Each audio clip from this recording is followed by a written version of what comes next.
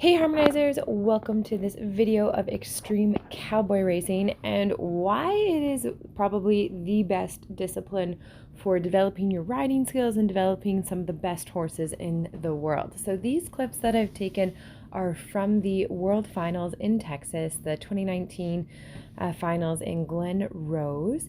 And I'm going to show you a few different clips of some of the different riders and some of the different obstacles that were over the course of the week. So there were two preliminary rounds of obstacle races that each division had to go through, and then there was a final round for the top 10. Now there's different classes for different ages and different riding levels and different horse levels, and I'm going to show you a little bit of each of that.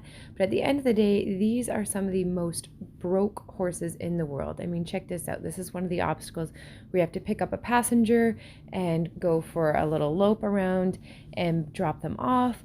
These horses are so confident, they're so brave, they're so reliable, and there's so many different tasks, and you never know what you're going to get asked to do. So here's a little look at, this is actually a Tennessee walking horse, and sometimes people think that gaited horses can't do certain tasks, that they can't canter, or that they're not necessarily as agile. And one of the other super amazing things about extreme cowboy racing is that you're going to see horses of all different breeds. Now, of course, you see a lot of quarter horses, and you also see quite a few Mustangs because they tend to be more agile, compact horses, but really there are horses of all types of breeds and sizes that are doing extreme cowboy racing. So here's a little look at some of the different maneuvers. There includes some sliding stops. You don't have to slide. Some of the horses that compete in extreme cowboy racing do have back shoes that are sliding plates, but a lot of the horses don't have full sliding plates on because you have to do so many other obstacles as well, including bridges and jumps and a whole ton of different things. This particular horse is a stallion, and he actually finished champion of the non-pro. So he's a pretty nifty, agile guy, and a little look at some of the things you have to be able to do. And one of the best things about extreme cowboy racing is that you need to be able to look to your next obstacle. There's different numbers of obstacles depending on the course that you're doing, and you have to be able to hunt that next obstacle and know where you're going. So I'm going to show you this full round. This is Josh rushing on one of his 3 horses for the futurity class. This particular horse wasn't the top placing of his 3 horses, but it was a horse that finished in the top 10. Actually, I think he finished in the top 5 as well.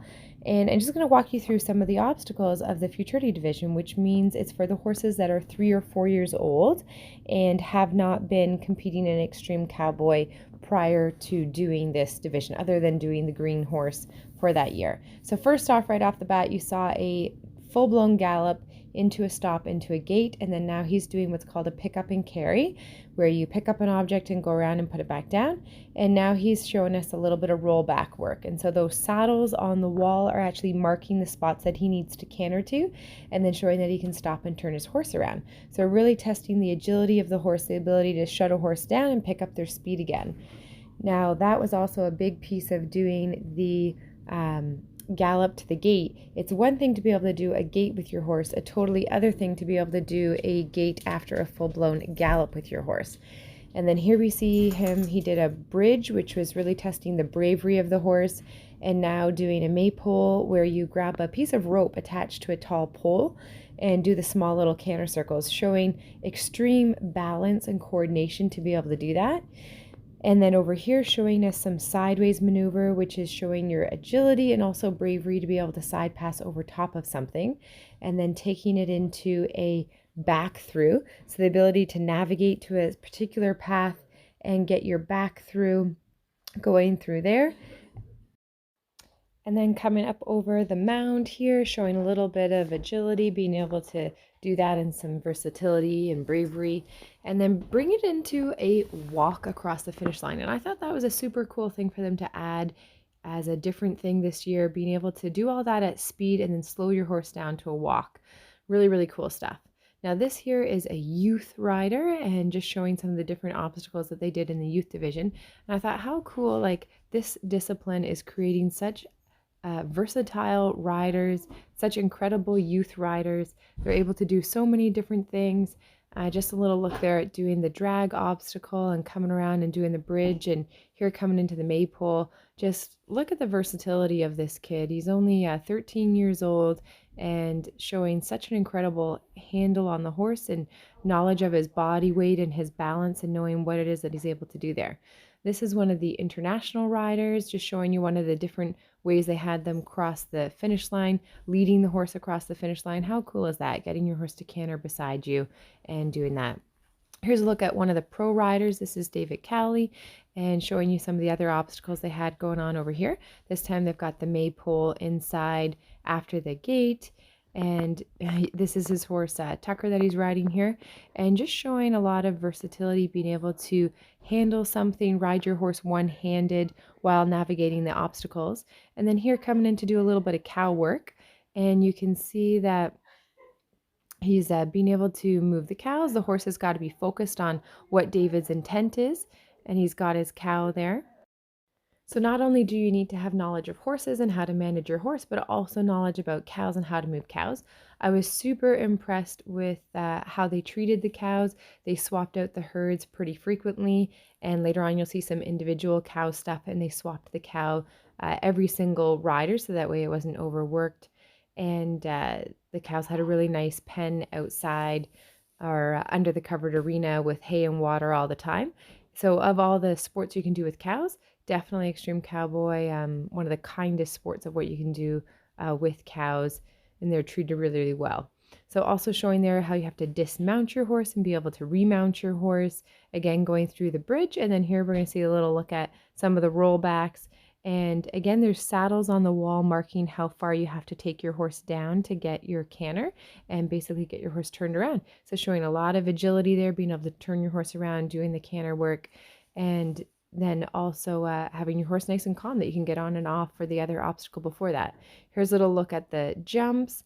So not only do you have to be able to do all the Western maneuvers, you also get asked to jump. And then here another little look at hopping off and leading your horse across the finish line. So you never know what you're going to be asked for in Extreme Cowboy. Here's a little look at a different angle. The obstacles really could be anything. Like for example, this year we didn't see any roping in the obstacles, but sometimes we have to rope stuffed toys, and you never know what you're going to get asked to do. So that's the passenger carry. And here's a little look at the final round. Final rounds. This is the youth round. This was the youth winner of the finals on the Sunday of the Champion Buckle. And so look how incredible this is a youth rider, and just look how versatile this kid is. So she's got to go for a full gallop around the ring there and get into the obstacles. And sometimes that can be scary the way they start off. You shoot out of that saloon there, and then you come around onto your horse. It can be a little intimidating. And then check out these lead changes. You had to make a circle around the little mound there, get your lead change.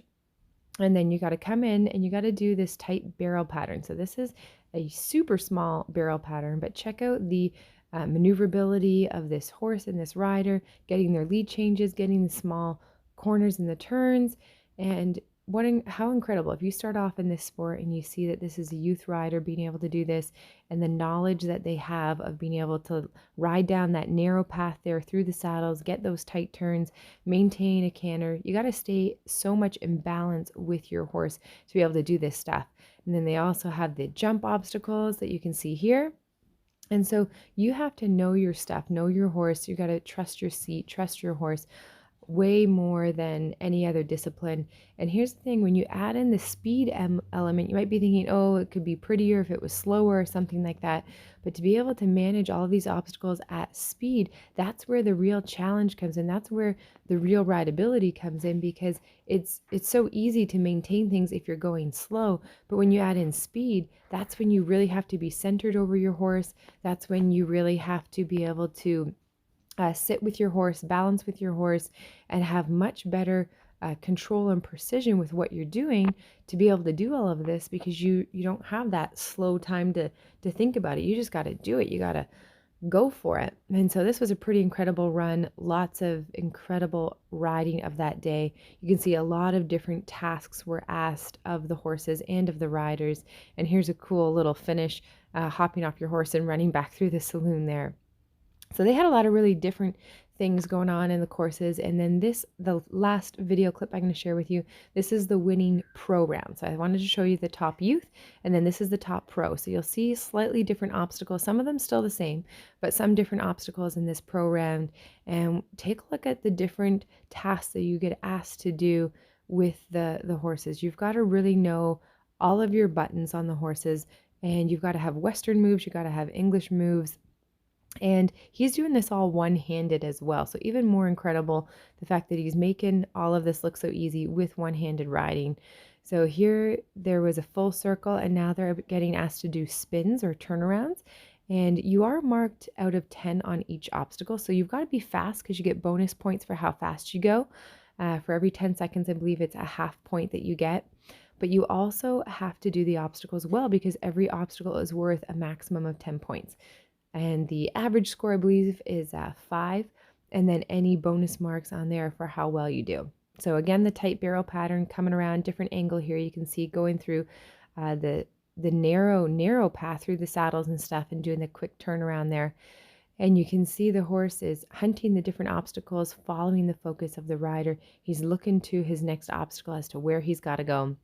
And here's some jumps, and the horse has to be able to maneuver through those jumps. They're not set at any particular jumping distance like they would be in a hunter or a jump around. So the horse has to just be listening and to what you want them to do, and really think about their feet. I mean, we're really creating horses that are smart, are agile, and can do a bunch of different tasks. So here they had to do some cow work, nothing in particular. They just had to show that they could move the cow. And these cows were swapped out every single rider. So all they do is kind of move them around a little bit. And then that's it. That's all the cow did. It got to go back to its pen, and they swapped out for a different cow. So the cows were really treated quite well.